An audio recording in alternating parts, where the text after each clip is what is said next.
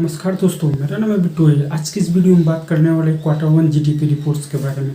इससे पहले आप लोग मेरा इस वीडियो को नहीं देखे हैं तो जाके देखिए, बहुत ही यूजफुल है। लिंक नीचे डिस्क्रिप्शन में। आज की इस वीडियो को एनालिसिस हम 4 पार्ट में करेंगे। First, GDP of report. इसमें हम बात करेंगे कि भारत की जीडीपी में हर सेक्टर में कितना ग्रोथ हुआ है, कितना नेगेटिव में गई है। Second, reason of GDP crash. इस वीडियो में हम बात करेंगे कि भारत की जीडीपी क्यों गिरी, इसके पीछे क्या रीजन है। Third, impact of GDP. इसमें हम बात करेंगे कि भारत की जीडीपी की गिरने की वजह से अर्थव्यवस्था मतलब कि आम जनता पे क्या प्रभाव पड़ने वाला है। चौथा, माय ओपिनियन। इसमें हम बात करेंगे कि क्या करना चाहिए। तो चलिए इस वीडियो को शुरू करते हैं।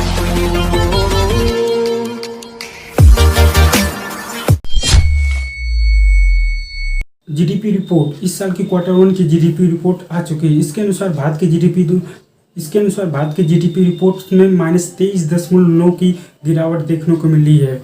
और ये इतनी कम है दोस्तों कि पिछले 40 सालों के इतिहास में आपको इतनी कम जीडीपी देखने को नहीं मिली। अब देखने वाली बात यह है कि सरकार ने जो 5 ट्रिलियन की अर्थव्यवस्था का लक्ष्य रखा है 2024 तक, वो पूरा कर पाती है कि नहीं। जीडीपी रिपोर्ट्स को देखकर ऐसा नहीं लगता कि आने वाले कई सालों में सपने जैसा लक्ष्य पूरा हो सकता है। तो आइए देखते हैं कि हर सेक्टर में जीडीपी ग्रोथ कितना हुआ है। माइनिंग सेक्टर में पिछले साल जीडीपी 4.7 की ग्रोथ हुई थी, तो इस साल -23.3 की निगेटिव में देखने को मिली। मैन्युफैक्चरिंग सेक्टर में पिछले साल 3.0 की ग्रोथ देखने को मिली थी, तो इस साल 39.3 की निगेटिव में देखने को मिली। इलेक्ट्रिसिटी, गैस, वाटर सप्लाई में पिछले साल 8.8 की ग्रोथ देखने को मिली, तो इस साल -7.0 की निगेटिव देखने को मिली। कंस्ट्रक्शन सेक्टर में 5.2 की ग्रोथ देखने को मिली थी, तो इस साल -50.3 की निगेटिव में देखने को मिली। ट्रेड, होटल, ट्रांसपोर्ट सेक्टर में पिछले साल 3.5 की ग्रोथ देखने को मिली थी, तो इस साल -47.3 की निगेटिव में देखने को मिली। एग्रीकल्चर, कृषि, पिछले साल 3 पॉइंट की ग्रोथ मिली थी, तो इस साल 3.4 की ग्रोथ देखने को मिली। कहने का मतलब ये है दोस्तों कि कृषि सेक्टर को छोड़ दिया जाए तो हर गैस सेक्टर में गिरावट देखने को मिली है।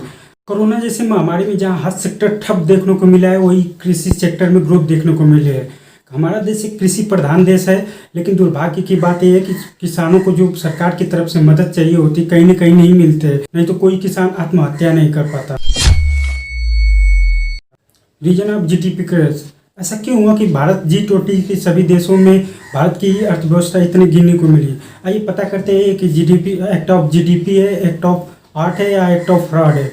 इसके पीछे क्या रीजन है। रीजन फर्स्ट, डिमोनेटाइजेशन, नोटबंदी। जीडीपी गिरने का सबसे बड़ा कारण नोटबंदी है। जब भारत सरकार ये स्कीम लाई थी तो उसने कहा था कि बाहर विदेशों में जो काला धन है वो हमारे देश में आएगा, आतंकवादी नक्सली हमले नहीं हो पाएंगे। थर्ड, बैंकों की वृद्धि होगी, विकास होगा। फोर्थ, फेक करेंसी का खात्मा हो जाएगा। ऐसे बहुत सारे फायदे सरकार ने गिनाए थे नोटबंदी के समय, लेकिन ऐसा कुछ भी नहीं हुआ दोस्तों। ना ही विदेशों से काला धन आ पाया, ना ही सबके खाते में 15-15 लाख रुपए आ पाए। आतंकवादी हमले की बात करें तो सरकार ने कहा था कोई भी नक्सली और आतंकवादी हमले नहीं होगा, लेकिन आप लोगों को याद होगा 14 फरवरी 2019 को पुलवामा अटैक हुआ था। अभी तक ये पता नहीं चल पाया कि इतना बड़ा RDX इतनी बड़ी मात्रा में कहाँ से आया। जब नोटबंदी हो रही थी तो उस समय डॉक्टर मनमोहन सिंह जी ने कहा था कि नोटबंदी के कारण भारत में जीडीपी में 2% की गिरावट आएगी, जो कि ये बात आगे चल के सच हुई दोस्तों। फेक करेंसी की बात करें तो दोस्तों RBI के एक रिपोर्ट के अनुसार भारत में 200 रुपये नकली नोटों में 151% की वृद्धि देखने को मिली है, वही 500 रुपयों के में 37% की बढ़ोतरी देखने को मिली। इस तरह से पूरी तरह से नोटबंदी फैल रही दोस्तों। दूसरा बड़ा कारण दोस्तों जीएसटी है। जीएसटी 2017 में लागू हुई। जब देखा जाए तो जीएसटी बहुत ही अच्छी स्कीम है, लेकिन भारत में जिस तरह से लागू किया बहुत ही कॉम्प्लिकेटेड थी।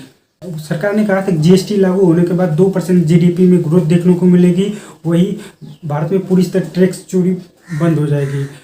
ऐसा कुछ भी नहीं हुआ दोस्तों। आम आदमी छोटे व्यापारी तथा कंपनियों को इसको समझने के लिए बहुत मुश्किल हो गई, जिसकी वजह से कंपनियां, फैक्ट्रियां बंद हो गई। जीएसटी की वजह से हालत ये है दोस्तों, राज्यों को मुआवजा देने के लिए केंद्र सरकार के पास पैसे नहीं है। हर राज्यों को मिलने वाली जीएसटी मुआवजे में 2.35 करोड़ की कमी आ गई। इस तरह से पूरी जीएसटी फैल रही दोस्तों।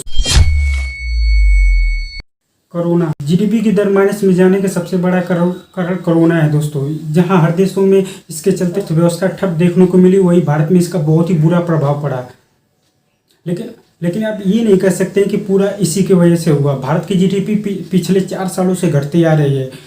2016-17 में 8.3% थी, 2017-18 में 7% थी, 18-19 में 4.2 थी तथा 2020 तथा 2021 जो चल रहा है इसमें -23.9 पे आ चुकी है, जिसके कारण कोरोना जैसे महामारी ने हमारे देश को इस अर्थव्यवस्था को इस दलदल में ढकेल दिया। अब देखने वाली बात यह है कि सरकार कौन सी नीति योजना अपनाकर इस महामारी से उभरती है, अपने 5 ट्रिलियन की अर्थव्यवस्था की ओर जाती है। जीडीपी दर के लिए भारत सरकार को 6 से 8% की जीडीपी दर नहीं, कम से कम 12 से 15% की जीडीपी दर कई सालों तक चाहिए।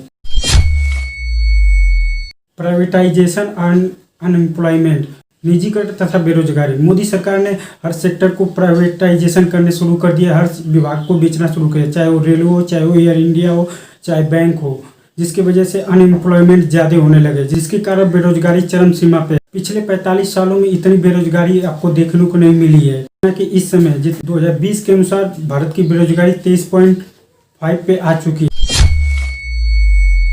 फिजूल के खर्चे, मोदी सरकार में बहुत सारे फिजूल के खर्चे हुए। पहला, मन की बात, जो मोदी जी सुनाते हैं वो कोई सुनना नहीं चाहता, इसका आप उदाहरण देख चुके हैं। क्या आप लोग को पता कि मन की बात की एक रिकॉर्डिंग के लिए 8.3 करोड़ का खर्चा होता है। ऐसे मतलब ये है कि 1 घंटे में मोदी जी 8.3 करोड़ खर्च कर देते हैं। पिछले 70 एपिसोड में कहीं आपको ना बेरोजगारी पर बात करने को मिला होगा, देखने को मिला होगा, ना ही जीडीपी पर।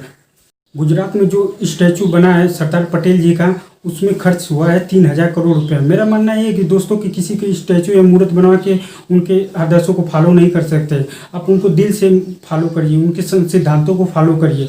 उसमें 3000 करोड़ रुपए का खर्चा हुआ है, जितने में 3 चंद्रयान 2 लॉन्च हो जाता है। इसमें जहाँ भारत में जीडीपी इतनी गिर चुकी है, जनता के पास खाने के लिए पैसे नहीं, वहीं पे हमारे मोदी जी अपने शौक पूरा करने के लिए ट्रम्प जैसा विमान मंगवा रहे हैं, जिसकी लागत 8458 करोड़ में है। दोस्तों आप सोच सकते हैं इसकी क्या जरूरत है इस टाइम पे। फोर्थ, इनकी एसपीजी सिक्योरिटी के लिए 1.6 करोड़ रुपए का खर्चा होता है एक दिन में।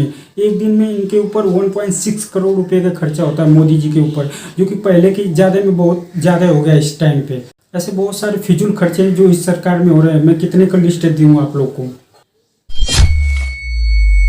इम्पैक्ट ऑफ जीडीपी के गिरने से इसका क्या प्रभाव पड़ने वाला है आम जनता पे, आइए बात करते हैं। रीजन फर्स्ट, सबसे बड़ी समस्या बेरोजगारी के होने वाले समय, आने वाले समय में बहुत सबसे ज़्यादा बेरोजगारी देखने को मिलेगी। सेकेंड, जो लोग जॉब कर रहे हैं उनकी तनख्वाह काटी जाएगी, या तो नौकरी से उनको निकाल दिया जाएगा। थर्ड, सरकारी विभाग में अब नौकरियां नहीं निकलेगी, जो लोग ज़्यादा उम्र के हो गए उनको निकाला जाएगा। इसके कारण महंगाई बहुत बढ़ने वाली है दोस्तों। छोटे मोटे जो व्यापारी है उनके कर्ज के कारण उनका व्यापार ठप हो जाएगा। कोई भी कारोबारी इस समय पैसा इन्वेस्ट नहीं करना है, वो जानता है कि इस समय लगाऊंगा तो पैसे डूब सकते हैं। बेरोजगारी का रोजगार ना मिले से, पैसे ना मिलने से देश में क्राइम बढ़ेगा, छिनौती हो गया, चोरी हो गया इत्यादि, ये सब चीज़ें बहुत ज़्यादा बढ़ने वाली है।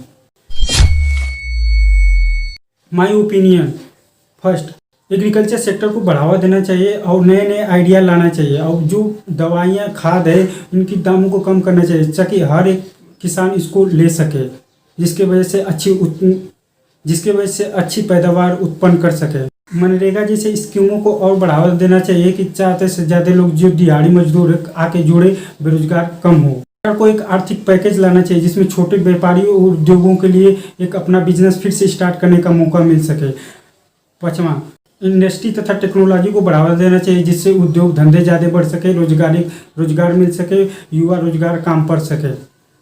प्राइवेटाइजेशन को रोकना चाहिए, जिसकी वजह से बहुत सारे बेरोजगार युवा हो रहे हैं, जिससे वो नौकरियां पा सके और भारत का विकास सके। बाकी कैसा लगा मेरा ये वीडियो कमेंट करके बताइए, तथा अच्छा लगे तो शेयर कीजिए और चैनल को सब्सक्राइब कीजिए। धन्यवाद।